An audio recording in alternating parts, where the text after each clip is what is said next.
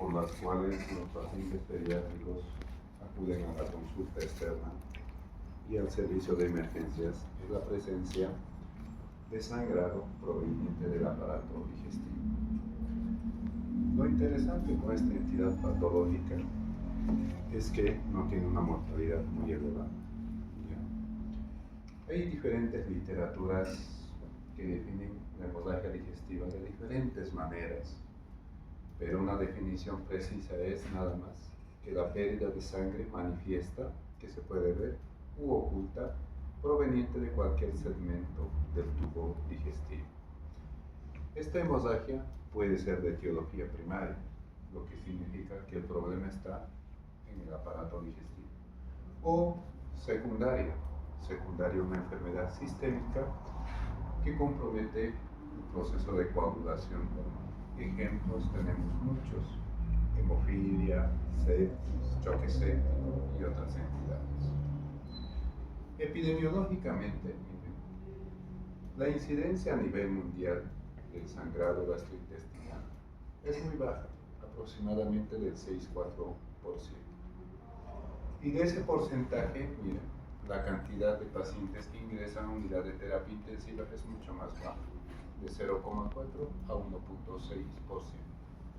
Del total de estos pacientes con sangrado digestivo, ingresan principalmente al servicio de emergencias en el 80%. ¿Ya? Y como ingresan a emergencias, la mayoría de los casos se resuelven, ya sea con medidas terapéuticas u otras medidas. ¿Ya? La tasa de mortalidad va variando, ¿no? Varía del 5 al 15%. Esta tasa de mortalidad, esa varianza, se observa debido a qué? Debido a la capacidad resolutiva que tiene cada centro hospitalario. No es lo mismo ver una hemorragia digestiva en un centro de salud de primer nivel que en un centro de tercer nivel, donde pues las opciones terapéuticas son varias y otras. Miren, epidemiológicamente el 90% de los sangrados son de origen primario, ¿ya? De los cuales, de estos 90, el más representativo se está dado por el sangrado proveniente del colon y recto, un 50%. En segundo lugar, son aquellas hemorragias que se originan acá, a nivel del intestino medio. Y solamente un pequeño porcentaje, que es aproximadamente el 20%, son aquellas de origen digestivo agudo. ¿Ya? Y el restante, el 10%, es secundario a una entidad patológica sistémica. Por ejemplo, hemofilia, ahí lo tenemos. Trastornos hematológicos como las púrpuras, las trombocitopenias inmunes, procesos infecciosos, generalmente estos procesos infecciosos generalizados, y la presencia en estancia en unidades de terapia intensiva. Recuerden que cualquier paciente que ingresa a unidad de terapia intensiva está infectado, tiene aminas, vasopresores, tubos y todo. Y eso favorece a que el sangrado incremente su incidencia. Bien. Existen muchas clasificaciones de la hemorragia digestiva. Todas estas clasificaciones tienen un objetivo y una finalidad, ¿ya? Que lo vamos a ver posteriormente. Se puede clasificar según su forma de presentación. Por ejemplo, hematemesis, melena, hematoquesia, sangrocutenesis. Se puede manifestar o clasificar también según la magnitud de la pérdida, o sea, cuánta cantidad de sangre has perdido, leve, moderado o severo. También lo podemos clasificar según la localización, si es una hemorragia digestiva alta, hemorragia digestiva media o una hemorragia digestiva baja. Y también de acuerdo a la edad de aparición, porque las causas en edad pediátrica dependen mucho de la edad. Por ejemplo, un neonato puede desarrollar enterocolitis necrotizante, cosa que no va a poder pasar en un lactante, en la cual lo que se va a poder producir es una invaginación intestinal. Entonces vamos a ver todas estas formas de clasificación. Primeramente ahí tenemos según las formas, ¿ya? Las diferentes formas en las cuales la hemorragia digestiva se puede manifestar, ¿ya? Primero tenemos ahí la hematemesis, que es nada más, es el vómito con sangre. Y generalmente la sangre es de color rojo, rutilante a marrón, ¿ya? Este cambio de color de rojo rutilante a marrón depende mucho de que si la hemorragia es un proceso agudo o es un proceso crónico. Y también depende de cuánto tiempo está en contacto con el tubo gástrico. Mientras más tiempo esté en contacto la sangre con el tubo gástrico, más marrón será.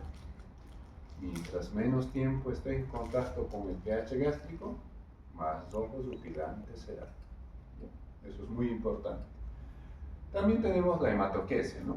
Miren que es nada más. Aquí tenemos sangre roja, brillante o marrón. ¿Proveniente de dónde principalmente?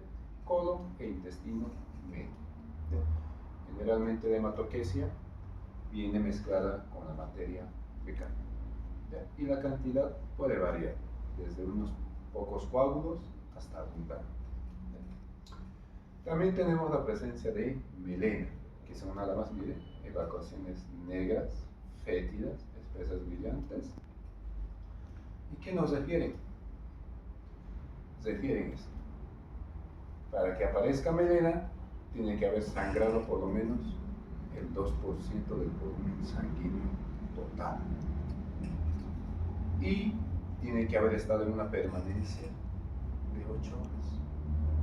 O sea, digamos, el paciente empezó a sangrar en la noche. Durante las primeras evacuaciones no va a manifestar eso. Tiene que pasar este tiempo para que se pueda manifestar eso. ¿Ya? Entonces, en un evento agudo, no vamos a poder observar esto, ¿verdad? ¿Ya? Y la sangre oculta en heces. La sangre oculta en heces, como su nombre lo dice, son pérdidas pequeñas de sangre. Esta pérdida de sangre puede ser de manera continua o intermitente. ¿Ya? Y generalmente estos pacientes que presentan sangre oculta en heces presentan esto, anemia crónica. ¿Ya? Según la magnitud de las pérdidas podemos subdividirlo en dos grandes grupos, unos que causan anemia y otros que no causan anemia. Las que causan anemia hacen referencia a que la pérdida ha sido mayor o igual 15 a 20% del volumen sanguíneo o descenso de la hemoglobina mayor a 2 gramos de cilindro. El sangrado anemizante obliga y exige un diagnóstico y tratamiento oportuno. ¿Por qué? Porque si sigue sangrando esta cantidad de manera continua, el paciente va a terminar en shock hipovolémico y posteriormente va a fallecer. ¿Ya?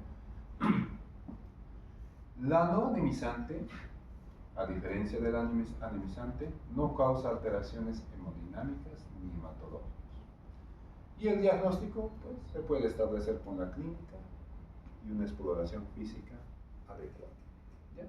Entonces esto no es una urgencia, este sí es. También según la magnitud se ha clasificado según el PALS. ¿Qué es el PALS? Es el soporte vital avanzado de pediatría. En el PALS lo dividimos en tres grandes grupos: leve, moderada y severa. La leve hacemos referencia cuando la pérdida del volumen sanguíneo es menor al 30%. ¿Ya? La moderada es del 30 al 45% de la pérdida del volumen sanguíneo y la grave mayor al 45% de la pérdida del volumen sanguíneo. Y esta última es anemizante y cursa con inestabilidad hemodinámica. Todo esto, ¿para qué creen que nos sirve? Nos sirve para ver qué conducta vamos a llevar. Porque yo no voy a tratar una leve lo mismo que una grave.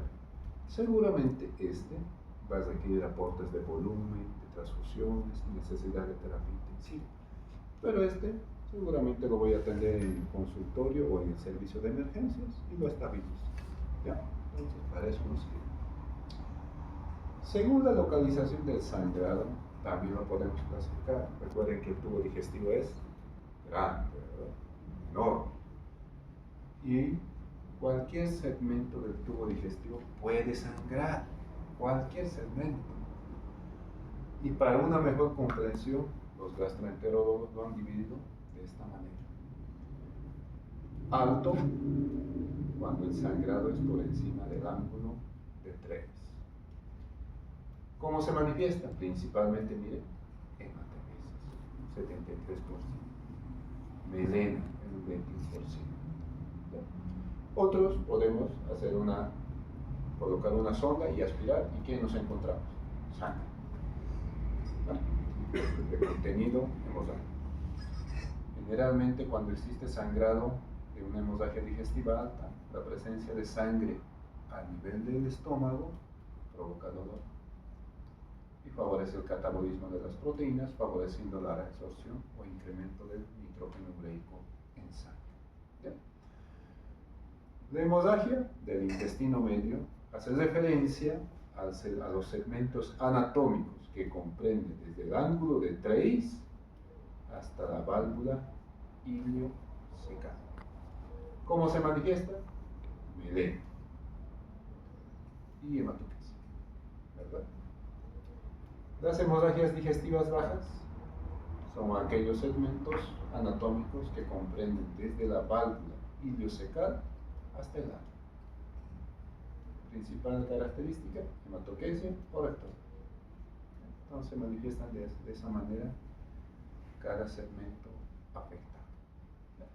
El sangrado digestivo de origen oculto tiene estas características. Es persistente, recurrente. ¿Qué quiere decir?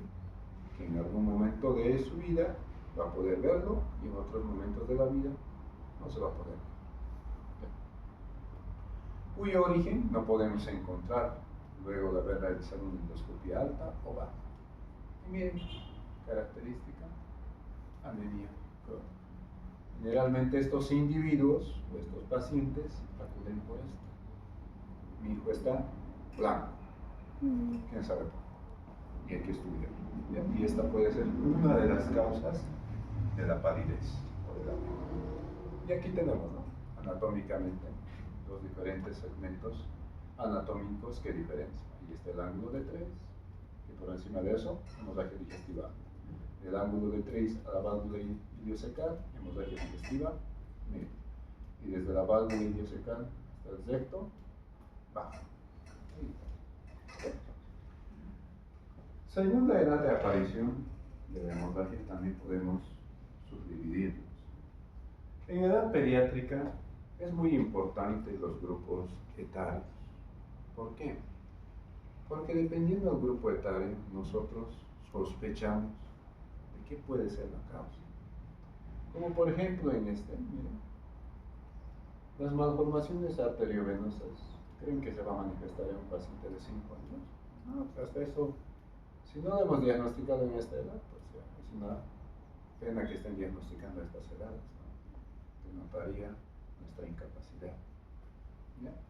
Miren, la hemorragia digestiva, según el grupo de edad, también se divide en alta y baja, el alto anemizante y el alto no anemizante.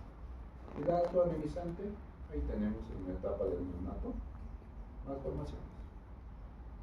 La mayor parte de las malformaciones arteriovenosas aparecen acá. ¿Ya? Y no solamente las malformaciones de este tipo, malformaciones cardíacas, pulmonares, renales, aparecen acá, en este grupo etario. Recuerden que a todo recién nacido que nace, ¿qué le aplicamos? El anarbe. Vitamina K. ¿Para qué? Para prevenir hemorragia. Ahí está. En otro grupo etario eso no se va a poder observar. ¿Ya? Y en las no anemizantes, ¿qué come el bebé? Leche. Y si no hay leche, les damos fórmulas. Y algunos pueden hacer esto: alergia a las proteínas de la leche de vaca. Y eso causa sangrado. ¿Ya? Cualquier paciente se puede enfermar, ¿verdad? Y los neonatos no son la excepción. AINES causan sangrado. Procesos infecciosos causan sangrado. Por ejemplo, actualmente nosotros en etapa neonatal utilizamos para el cierre del conducto arterioso esto. Y puede ser el sangrado por eso, ¿verdad? Como efecto adverso del tratamiento. En la etapa del lactante, mire cómo cambia la cosa, ¿no? Mire, aparece la alergia a las proteínas de la leche de vaca, las úlceras. Si no diagnosticaste las malformaciones en la etapa neonatal, tienes todavía para diagnosticarlo durante la etapa del lactante. Ya en esta edad, miren, empieza a aparecer la enfermedad del reflujo gastroesofágico. ¿Ya? Recuerden que también hay un reflujo gastroesofágico fisiológico, también conocido como el niño vomitador feliz. Eso es muy diferente a esto. ¿Ya? Ahí también las gastropatías persisten de los 3 a 5 años, que es la etapa del preescolar. ¿Qué aparecen? Empiezan a aparecer varices esofágicas, las malformaciones, las úlceras gástricas y los desgarros de malo y hueso. Y en las no anemizantes, ahí tenemos la gastropatía erosiva, por estrés, AINES e infección. Y en mayores de 5 años en adelante, ¿qué predomina? Varices, úlceras gástricas en el alto anemizante. Y en la no anemizante, la gastropatía erosiva. Y miren, en este grupo es donde aparece el Helicobacter pylori. Y hoy en día, en nuestro medio, pues la infección de ese agente ha incrementado. Para la hemorragia digestiva baja, también lo dividimos de la misma manera: anemizante, no anemizante. Anemizante en la etapa neonatal, lo mismo: coagulopatía, malformación. En la baja no anemizante, miren, enterocolitis necrotizante. Patología netamente de la etapa neonatal: los vólvulos y las lesiones anorrectales, que pueden ser primarias o secundarias. Este es uno de los motivos por el cual se ha quitado actualmente el uso del termómetro por vía rectal.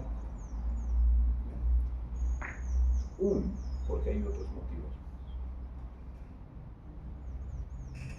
Por ejemplo, hace tiempo, cuando era igual estudiante como ustedes, vino ahí a la consulta una mamá de pollera con su bebé.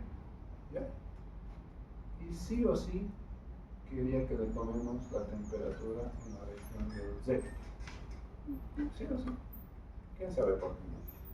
Pero grata la sorpresa, cuando le revisamos el área, el termómetro roto y con fragmentos de vidrio. Entonces vino con otra intención, ¿verdad? No vino por lo que tenía que hacer. Por eso ya no hacemos termómetro, no usamos ya, y no deberíamos usar el termómetro rectal, ¿no? Y aparte del mercurio que tiene. Del mes a los 2 años, o en la etapa del lactante, en las bajas anemizantes, miren, aparece el divertículo de Merck, las duplicaciones, la púrpura trombocitopenia idiopática y las alergia a las proteínas de la leche de vaca. Y en las no anemizantes tenemos los procesos infecciosos, principalmente como la diarrea y el proceso de la invaginación intestinal. Esta entidad solamente afecta a este grupo etario, no afecta a otro. En pediatría.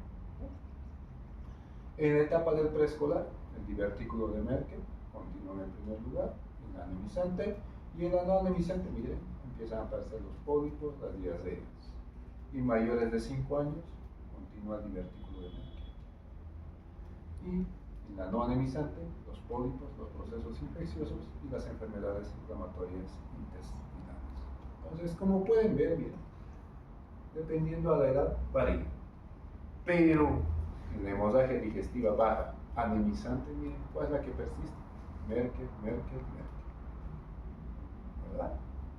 Entonces, eso no es bueno. Cuando veamos un paciente con hemorragia digestiva, ¿qué es lo primero que tenemos que preguntarnos? ¿Será sangre?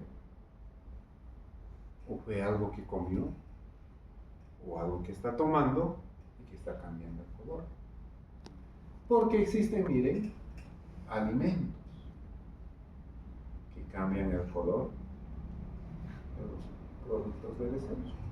Pueden cambiar alimentos que cambian el color en rosa, rosada, rojiza o de coloración negra con una negra. Entonces, dentro de su historia clínica, tendrán que preguntar eso. ¿Comió gelatina, conservantes, mermelada, tomate? ¿Toma alguno de estos medicamentos como rifampicina, laxantes? ¿Ingirió espinacas? Miren, hasta el chocolate cambia el color de la popó. Arándanos, hierro, bismuto o carbono. Porque una causa por la que acuden es: mi hijo está eliminando sangre en la popó. ¿Qué comió ayer? Ayer comimos remolacha. Pues ya está. No tienes que hacer nada más. O está tomando hierro, por eso está haciendo negro. Entonces, para eso nos sirve todo eso. Para indagar, ¿no? Porque si no indagamos, vamos a hacer estudios innecesarios.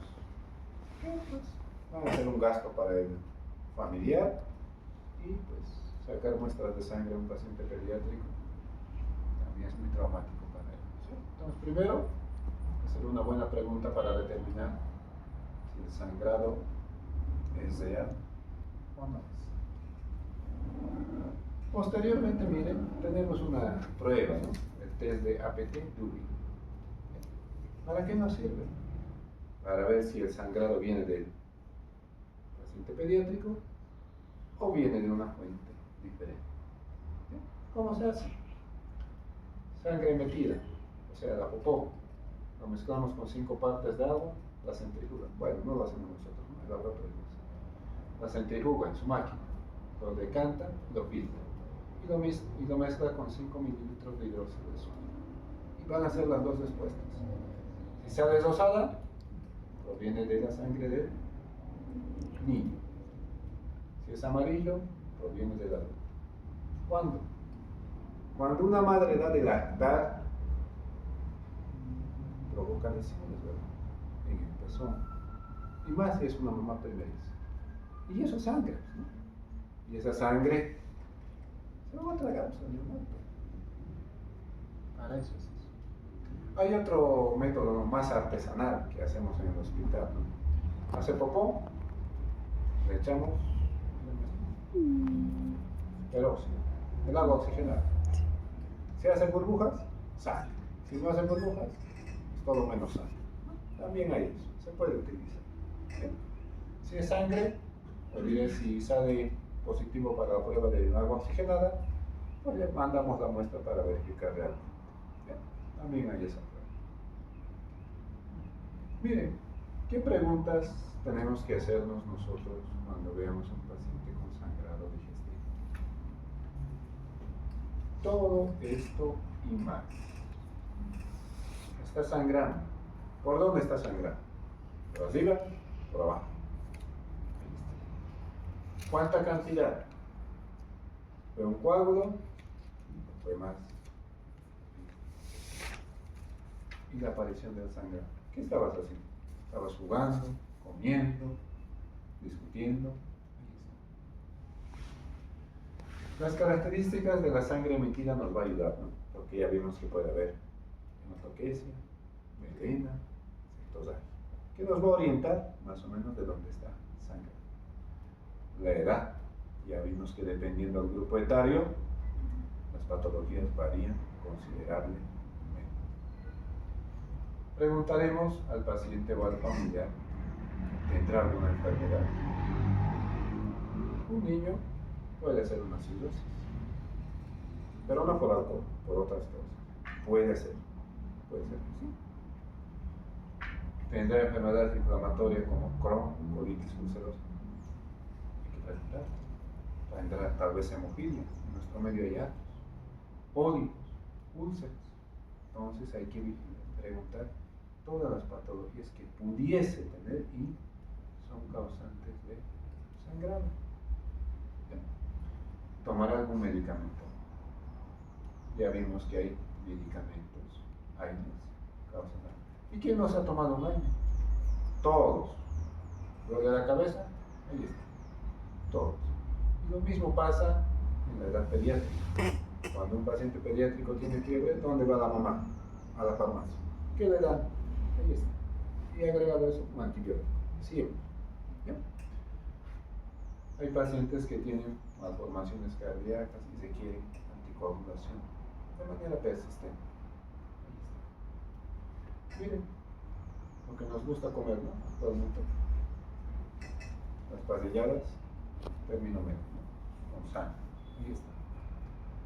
Hay algunos que les gusta comer reptiles, ¿no? Como por ejemplo los individuos que viven en el Benipando, forma parte de su dieta la alimentación con lagartos, caimanes, ¿verdad? Pues bien, comemos todo. ¿Bien? Ingesta de cuerpo extraño. En la etapa pediátrica, específicamente en la etapa de lactante, hay una fase que se llama fase oral, en la cual los individuos, pacientes, reconocen todo con la boca. Por eso se meten en la boca todo. No es porque quieren, es porque van reconociendo a través de ese medio todo su entorno. Y ahí se pueden ingerir, por ejemplo, monedas, agujas, dados, canicas, todo lo que sea pequeño. ¿Ya? Y en la familia o alrededor de los familiares habrá otros individuos que tengan lo mismo. Tal vez sí. Por ejemplo, aquellos que, bueno, ya estamos en la temporada de calor, ya va a aparecer el dengue y vienen familias enteras con sangrado. Habrá síntomas como dolor, fiebre, diarrea, vómitos, cefalea, hematomas, infecciones, todo eso. Entonces, todo eso me tendrán que preguntar ustedes, todo paciente con sospecha de sangrado. ¿Ya? Una vez realizado esa anamnesis tan detallada de la hemorragia digestiva, el siguiente paso es la exploración física. Todo paciente que ingresa, ya sea al consultorio, al servicio de emergencias, a las salas de internación, a las salas de terapia, ¿qué es lo primero que vemos? Esto. Signos vitales. Frecuencia cardíaca, respiratoria, presión arterial y el relleno capilar. Cuando hay hemorragia digestiva de cualquier etiología, lo primero que cambia es esto, frecuencia cardíaca. Y generalmente esto está elevado, taquicardia. La presencia de hipotensión arterial en un paciente con sangrado digestivo es un signo muy tardío, o sea, ya pasó muchas cosas y va a ser muy difícil ya sacar. Entonces, primer cambio, cambios en la frecuencia cardíaca, taquicardia. Segundo, ya tomamos los signos vitales y al mismo tiempo estamos viendo cómo está el paciente, ¿verdad? ¿Cómo está? ¿Está consciente? ¿No está consciente? ¿Cómo está el estado neurológico? Si el paciente está en estado de alerta, ok, muy bien, podemos hacer mucho. O sea, el problema no es tan grave. Si tu paciente ya está somnoliento, estructuroso, pues no, ya el paciente sangró quién sabe cuándo y se está deteriorando neurológicamente. Y la revisión segmentaria. Siempre, cuando hagan un examen físico, vayan un orden, ¿ya? De cabeza para abajo. ¿Para qué? Para omitir, para que no omitan signos ni síntomas. Y en la cabeza, trauma. ¿Qué tal si el paciente se cayó del segundo piso? Ahí se va a observar. Enfermedades sistémicas, como la trombocitopenia, púrpura trombocitopénica, ahí están, petequias. Malformaciones pueden causar pigmentación labial, epistaxis también, quemaduras, si se ha ingerido un cáustico queriendo suicidarse, que es muy frecuente en adolescentes, el intento de suicidio. ¿Ves la garganta? Y ahí vamos a ver los restos de si hay o no hay quemaduras. Y en el corazón, ¿qué es lo que vamos a ver? La frecuencia cardíaca, taquicardia. Cuando el sangrado es muy abundante, una de las manifestaciones del corazón es esta: soplo, lo que llamamos cor anémico, o sea, la presencia de falla cardíaca por anemia. Y vimos que las hemorragias pueden ser anemizantes y no anemizantes. Ahí está. La presencia de sangre o la acumulación de sangre en el estómago, ¿qué creen que causa? Esto. Dolor, mucho dolor. Patologías que cursen con hepatoesplenomegalia, como por ejemplo en la cirrosis, vamos a palparlos. También la citis, la red venosa colateral y la distensión. ¿Ya? A nivel genitourinario puede haber presencia de edema o fístulas. Y a nivel rectal, podemos, si evaluamos bien, la región perianal, puede haber sangre macroscópica, puede haber restos de melena, hay algunos que tienen verrugas, puede haber pólipos, fisuras o úlceras. Por ejemplo, un paciente estreñido de larga edad, que cada vez que va al baño hace puja y puja, lo más seguro es que va a tener esto: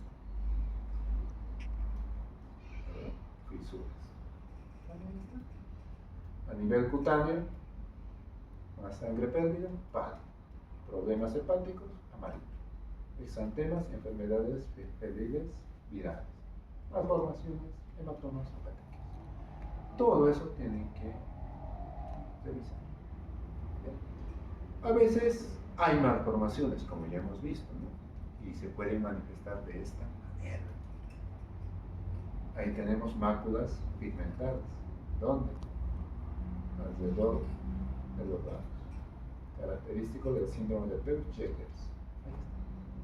Solo con ver esto ya te orientas. Ya puedes sospechar que puede estar pasando eso. ¿Y los Peutz-Jeghers con qué aparecen? Polvos. ¿Dónde? Codo. Y son causa de sangre. También tenemos ahí alteraciones cutáneas.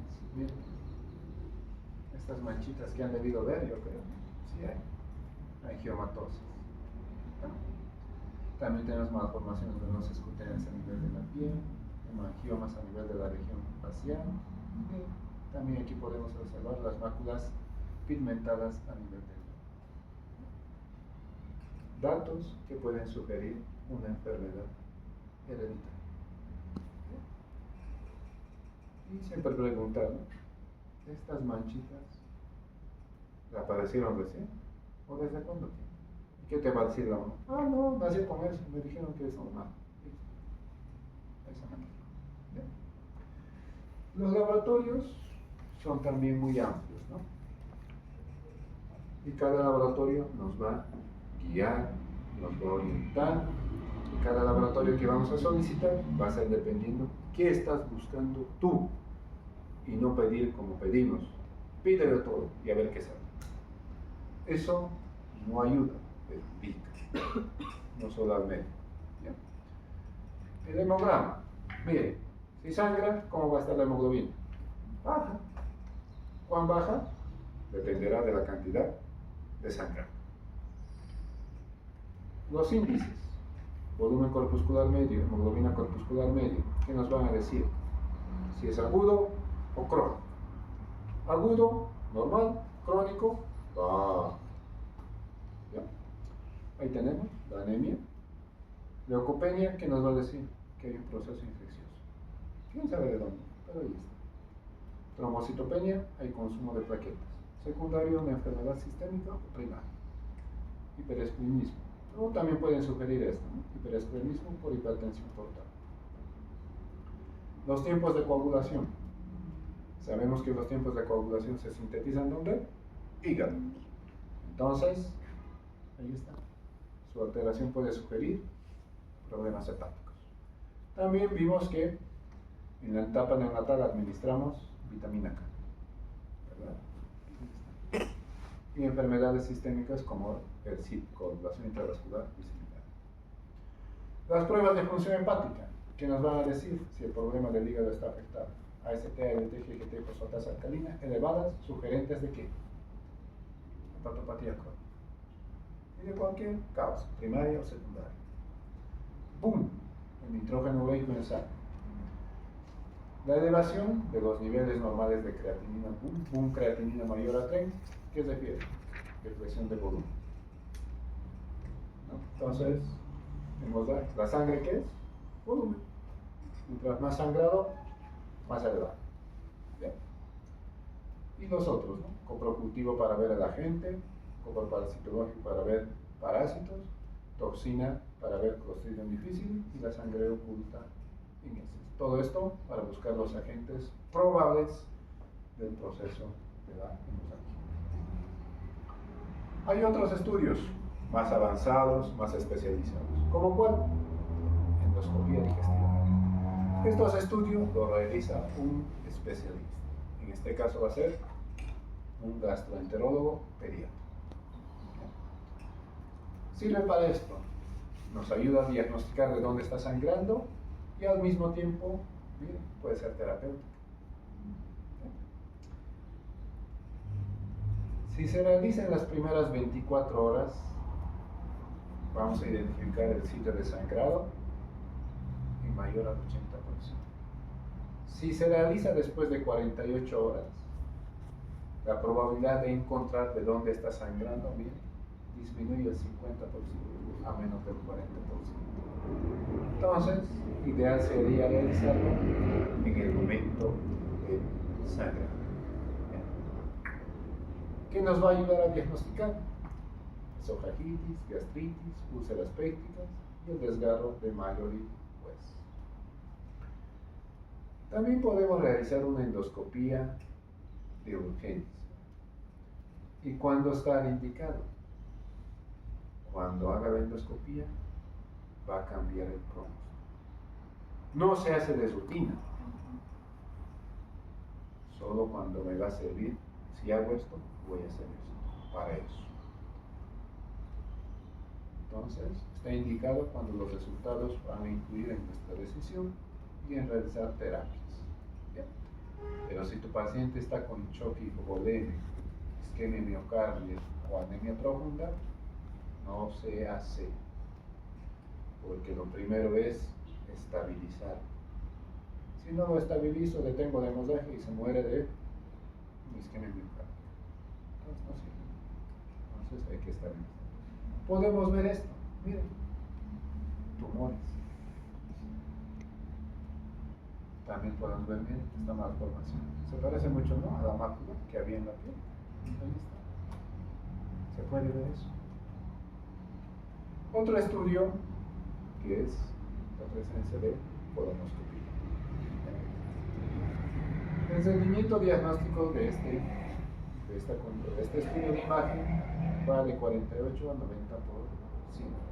para el sangrado gastrointestinal de origen familiar. Y la sigmoidoscopía, el diagnóstico es mucho más bajo, menor al 9%.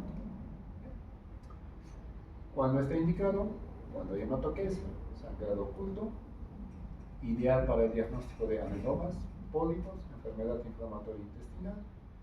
También como la endoscopía, la colonoscopía nos permite realizar biopsia y tratamiento. Y miren, a diferencia de la endoscopía, no existe colonoscopía de urgencia. Y también miren en qué casos está contraindicado la colonoscopia. La endoscopía, dijimos, inestabilidad hemodinámica, isquemia miocárdica, no se realiza. En la colonoscopia está contraindicado en situaciones con alto riesgo de la preparación, como colitis, megacolo, anastomosis quirúrgica, imposibilidad de visualizar la mucosa. Todas estas situaciones que ven acá contraindica, porque conllevan a un mayor riesgo de que se perfore el intestino. Y también van a favorecer al desarrollo de una traslocación bacteriana, favoreciendo que la enfermedad se disemine. Ahí tenemos, miren, un pólipo con prolapso rectal. Qué feo. Ahí tenemos un hemorroide con eritema arterial. Todo esto se puede ver y solamente con una revisión podemos evidenciar. La enteroscopía, ¿cuándo lo indicamos? Cuando el sangrado gastrointestinal es de origen desconocido. Puede ser con un balón simple o un doble balón. Y la enteroscopía de doble balón, ideal para sangrado gastrointestinal de origen indeterminado, y nos ayuda a diagnosticar en el 50 al 77%.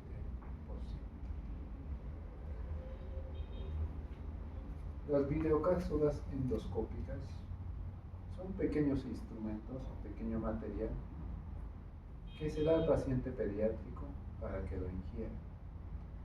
Una vez que lo ingiere, a lo largo del tubo digestivo va sacando fotografías de manera continua. Y una vez que sale, pues hay que recoger y visualizar. Indicación más común en menores de 8 años. Bien, solamente son positivos casi en el 50%. No es tan bueno, ¿no? Nos va a ayudar a identificar pólipos, anomalías vasculares, divertículos, complicaciones y úlceras posoperatorias. Bien. Y así son las imágenes, donde podemos observar las erosiones o pólipos.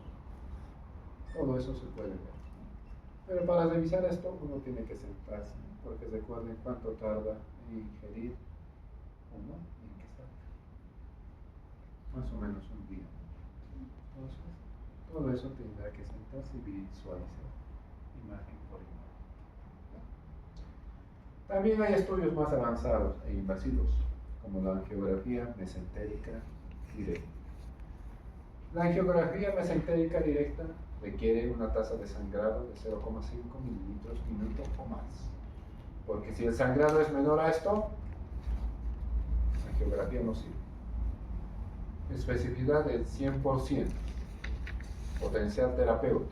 Porque con esto vamos a ver de dónde está sangrando, lo marcamos y lo corregimos. Riesgo, trombosis e isquemia intestinal. ¿Por qué? Porque cuando ponemos el catéter para hacer la angiografía, puede ser una de estas complicaciones. Utilizamos generalmente un vaso sanguíneo de gran calidad. Hay estudios de imagen también, ¿no? Angioresonancia y angiotato. Indicado o sensibilidad de una hemorragia intestinal, baja o alta intensa, la sensibilidad va del 70 al 90% y la especificidad del 99 al 100%. Y para el sangrado de origen oculto, la sensibilidad va aproximadamente del 55%. Y las ventajas nos da mayor resolución. Y los estudios se pueden reconstruir. Y de esa manera, por ejemplo aquí, ahí tenemos el sangrado. Ya. Esta sustancia blanca que ven es el contraste que está jugando. También tenemos los estudios de medicina nuclear, o sea, la exploración de glóbulos rojos marcados con tecnesio 99. Identifica de manera no invasiva la ubicación y el sangrado tiene que ser mayor a esta cantidad, 0,1 mililitros minuto. No es adecuado para el sangrado gastrointestinal de origen desconocido y tiene una sensibilidad del 80 al 92%. En este estudio, lo que se hace es 1. Se requiere un acceso vascular. A través del acceso vascular se administra marcadores. Y una vez que se administra los marcadores, se lo pone a una máquina y la máquina saca imágenes. Y ahí vamos a poder evidenciar de dónde está sangre. ¿Cuándo lo vamos a ingresar y cómo lo vamos a hacer? Todo paciente con sangrado gastrointestinal alto, internar y estudiar. Todo paciente con sangrado gastrointestinal bajo que presente estados clínicos de emergencia o sangrado abundante se interna. Y en esos casos lo internamos. ¿Cuál va a ser el manejo? El manejo inicial es igual para todo paciente con hemorragia digestiva y se basa en vía aérea, aporte de oxígeno, respiración, necesita o no necesita tubo endotraqueal, control de la hemorragia, accesos vasculares y evitar la hipotermia. Todos esos son principios para todo paciente con sangrado de tubo digestivo. Si tu paciente ya tiene sangrado leve, moderado o severo, la conducta ya va a variar. Si el sangrado es leve, ¿qué vas a hacer? Sonda. ¿Para qué? Para ver si hay sangrado, para descomprimir el estómago y de esa manera quitar el dolor. Probar tolerancia interna. Si el sangrado ya es moderado, vamos a necesitar acceso vascular. ¿Para qué? Para administrar volumen. ¿Cuánta cantidad? La que requiera tu paciente. Y posteriormente para clínicos, para ver la severidad. Y una vez estabilizado, tú podrás hacer los diferentes procedimientos endoscópicos, si es que lo requiere. Que habíamos mencionado, lo primero era estabilizar y después realizar los procedimientos complementarios. Si tu paciente ya tiene o ya se encuentra grave, ¿qué va a necesitar? Intubar, acceso, preferentemente utilizamos un acceso venoso central. Medimos la presión, expandimos el volumen, corregimos las alteraciones hidroelectrolíticas, sonda vesical para cuantificar uresis y sonda nasogástrica. Todo esto no lo vamos a hacer nosotros, se va a hacer aquí, en una unidad de cuidados intensivos. ¿Bien? Y una vez estabilizado, pues hay que manejarlo como una hemorragia moderada. Bien, también existe un manejo específico. O sea, una vez que ya estabilizaste tu paciente, ¿verdad? Ya está estable, entonces viene el manejo específico. Y en el manejo específico lo vamos a dividir en dos grandes grupos: sangrado de origen no variceal y el sangrado de origen variceal. El sangrado de origen no variceal, 70% se emite solo, 85% remite al tratamiento médico y solamente un 15% requiere un tratamiento o terapia endoscópica. En el sangrado de origen variceal, primero, no es muy común en edad pediátrica, pone en riesgo la vida del paciente y el tratamiento se enfoca a este tratamiento del episodio agudo, profilaxis secundaria y profilaxis primaria. Entonces, ahí tenemos un esquema o un algoritmo que utilizamos. Entonces, ahí tenemos sangrado no variceal, las medidas generales, tratamiento farmacológico y el tratamiento intervencionista. Las medidas iniciales, primeramente, aspirado gástrico. ¿Para qué dijimos? Para ver si está sangrando. Después, ¿para qué sirve? Para prevenir la dilatación, ¿verdad? Y como parte de la preparación endoscópica. El tratamiento farmacológico, ¿en qué está basado? En medicamentos que supriman la secreción del pH ácido. Meta, mantener pH ácido, o diré pH gástrico mayor a 100. ¿Para qué? Para favorecer la coagulación. ¿Con qué? Ahí tenemos los inhibidores de la bomba de protones. Esto ya hay que quitar.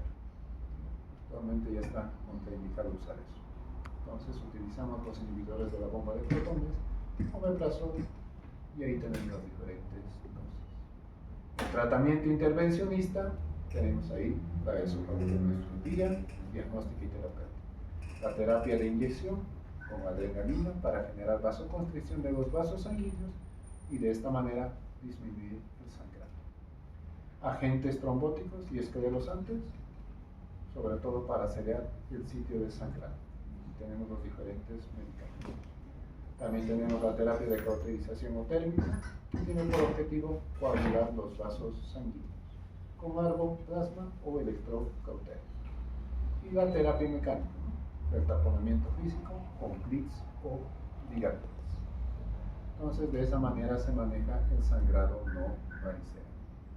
En el caso del sangrado variceal, las medidas empiezan a controlar primeramente el episodio agudo, la profilaxis secundaria y la profilaxis primaria. Generalmente los pacientes con sangrado viris variceal, el sangrado es abundante. Entonces, por eso, dentro de su manejo del episodio agudo, hay que estabilizarlos, según el PALS. Posteriormente, el tratamiento farmacológico para reducir el flujo sanguíneo con vasopresina o creatina, y también podemos utilizar estas infusiones indicales. El tratamiento endoscópico no difiere del previo, la ligadura, la escleroterapia y las sondas de lintonales.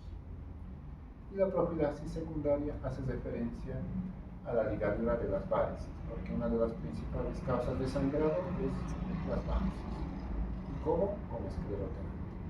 Y la profilaxis primaria, que tiene por objetivo prevenir o retrasar el episodio del sangrado, con la presencia de ligadura o uso de medicamentos como el prepanolol. Entonces, todas esas medidas se pueden utilizar. En la hemorragia digestiva, el manejo específico se basa en qué. Ya vimos que las causas más comunes pueden ser las fisuras anales, colitis, infecciones entéricas y los pólipos juveniles. Rara vez requieren técnicas de hemostasia como láser, escleroterapia o ligadura.